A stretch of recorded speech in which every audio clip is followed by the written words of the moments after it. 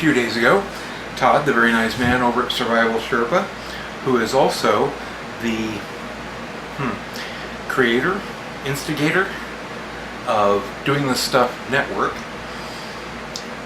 posted his project for making a sheath, I think, is that what we're calling them, Todd? For an axe. In my case, I had made one, or actually three, a couple of months ago for our camp axes. Now, the camp axes are the ones that you can get at Walmart. This one's a Coleman, and I've taken it to the grinder, and I have oiled it since I ground it, and it makes it very pretty shiny.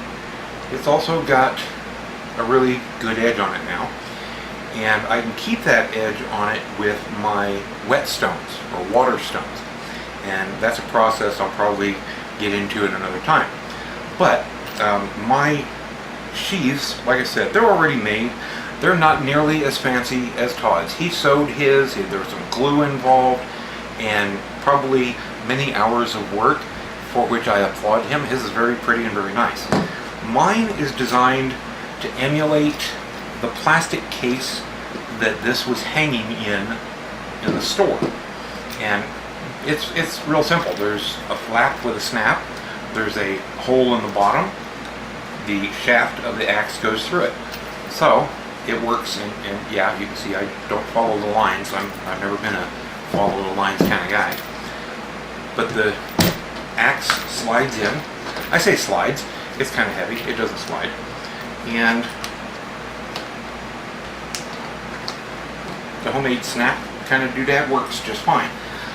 What I did to build this thing was, first I took the old one and I kind of traced the shape of it as best I could, and then I thought, okay, I gotta close this somehow, and I really don't feel like sewing leather, but as you can see, this is folded, so this is all one piece. And well, I'm not taking it apart, you're just gonna have to imagine it. But I folded it out, and then rather than try and cut a hole in it, I just thought, okay, well, I'll make a cut here, and I'll make a cut here, and then I'll connect the two, and I've got a kind of a rectangle on the bottom. And I used pop rivets. I love pop rivets. Many, many moons ago, in fact, right close to, okay, a little more than 3 decades ago, I pop riveted a hood scoop onto my 73 Valiant. And let me just say that it looked stupid, but it worked. So that's, I trust the pop rivets. My trick, though, to figure out was what size to use. I didn't want something, really huge, and all I really wanted was that it was, when I squished it down, that it would hold the two pieces together.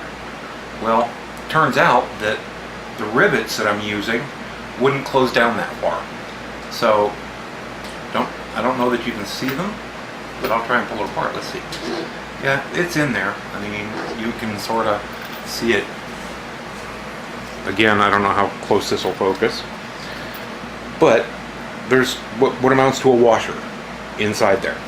So I've got a piece, maybe it'll shine that way. I got a piece of washer in between.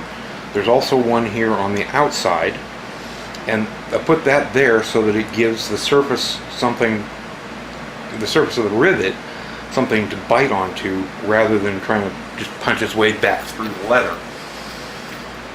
One of the things I learned the hard way, pretty much how I learn everything, is that putting this snap on after I put the rivets in, bad.